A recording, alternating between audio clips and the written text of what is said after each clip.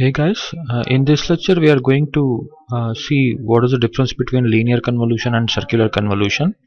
We shall take up an example and we'll try to solve its linear convolution and as well as its circular convolution. Say, say I have an input signal x of n which is equal to 1, 2, 3, 4, 5, 1, 4. And impulse response of an LTI system is given by say 1, 2, 1. So both the sequence it is varying for n equal to 0. So if to find linear convolution,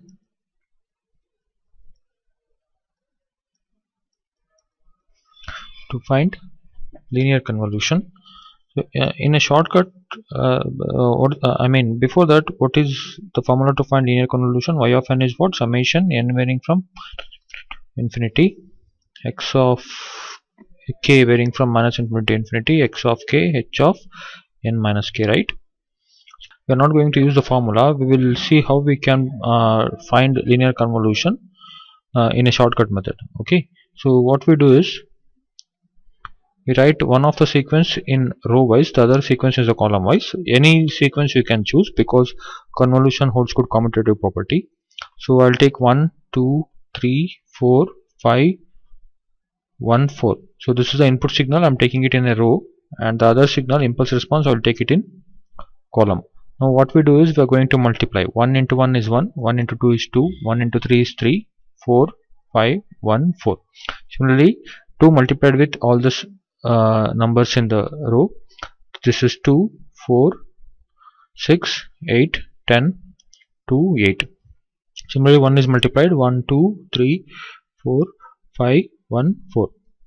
Now y of n, the linear convolution sequence is nothing but y of 0 is 0, 1. This is y of 0. Addition of these two is y of 1. Addition of these three numbers is y of 2, and goes on. This 3, this 3, this 3, this 3, this 3, and this 3. So you have to add diagonally.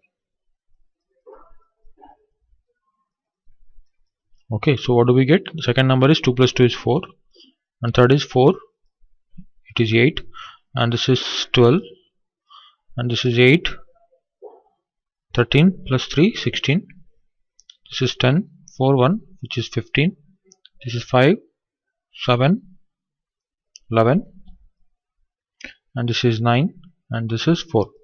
So this is the linear convolution. Fine.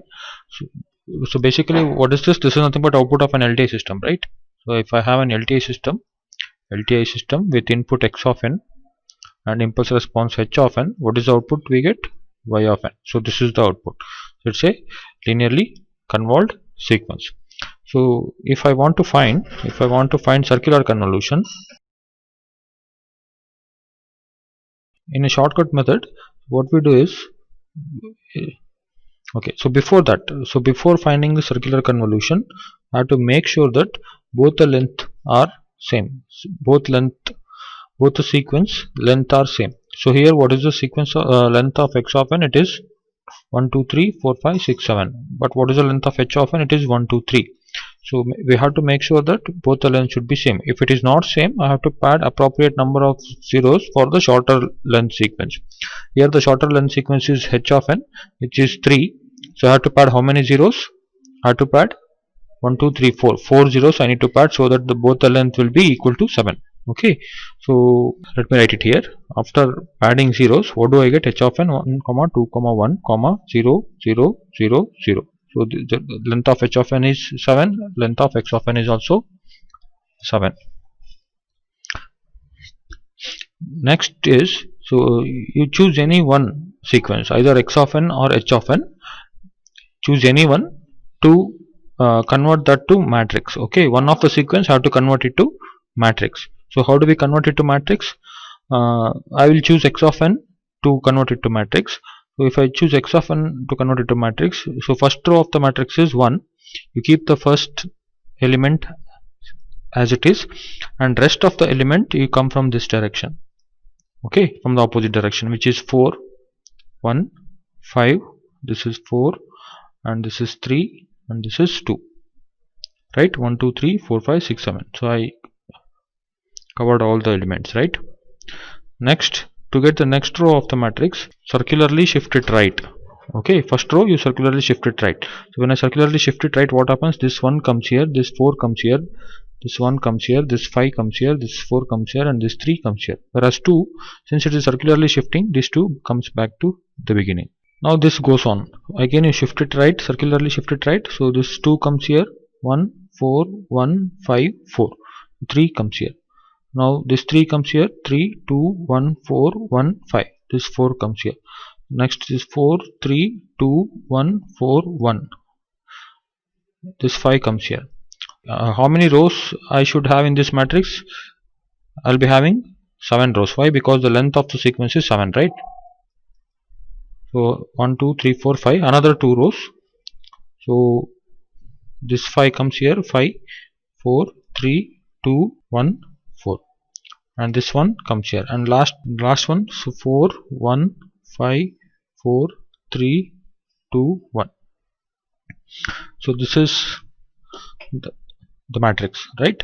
And the other sequence, which is h of n, we will write it in a column 1 2 1 0 0 0 0, and this is equal to, now I need to multiply these two. So 1 into 1, 1 plus 8, 4 into 2 is 8 plus 1. So 1 plus 8 is 9 plus 1 is 10. Now 2 plus 2 is 4, 4 into 1 is 4, 4 plus 4 is 8.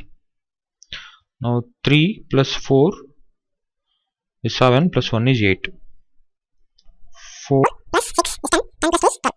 So 5 plus 8 is 13, 13 plus 3 is 16. 1 plus 10, 11, 11 plus 4 is 15.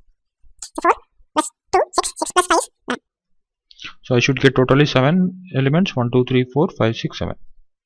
So therefore y of n is equal to, it is 10 8 8 12 16 15 11. Okay, let me call this as y L of n because it's a linear convolution sequence. I will call it as y C of n because it's a circular convolution sequence. See, if the difference between linear convolution and circular convolution is nothing but you just see what is the length of circular convolution. It is 7, right? So 1 2 3 4 5 6 7. So after 7, these two elements left in this sequence, right? So you add this 9 to the beginning of the sequence. So 9 plus 1 is 10, where I get 10, and add this 4 to the next element of the sequence at the beginning, which is 4. So 4 plus 4 is 8, so I got 8, and rest of the elements are same, 8 12 16 15 11. Correct? No? So therefore I can say that circular convolution is nothing but earliest version of linear convolution sequence. And one last thing is length of linear convolution sequence. Length of linear convolution sequence is always length of input sequence plus length of impulse response, the second sequence, minus 1. So length of input sequence plus length of impulse response minus 1. So if you see, this is 7 plus 3 is 10, minus 1 is 9, right? So I should get 9 length, 1 2 3 4 5 6 7 8 9, right? So whereas length of circularly convolution sequence is always length of the bigger sequence, length of bigger sequence. Why bigger? Because I have to make sure that both the length should be same. So if it is not same, to the shorter length I have to add appropriate number of zeros so that both the length will be same.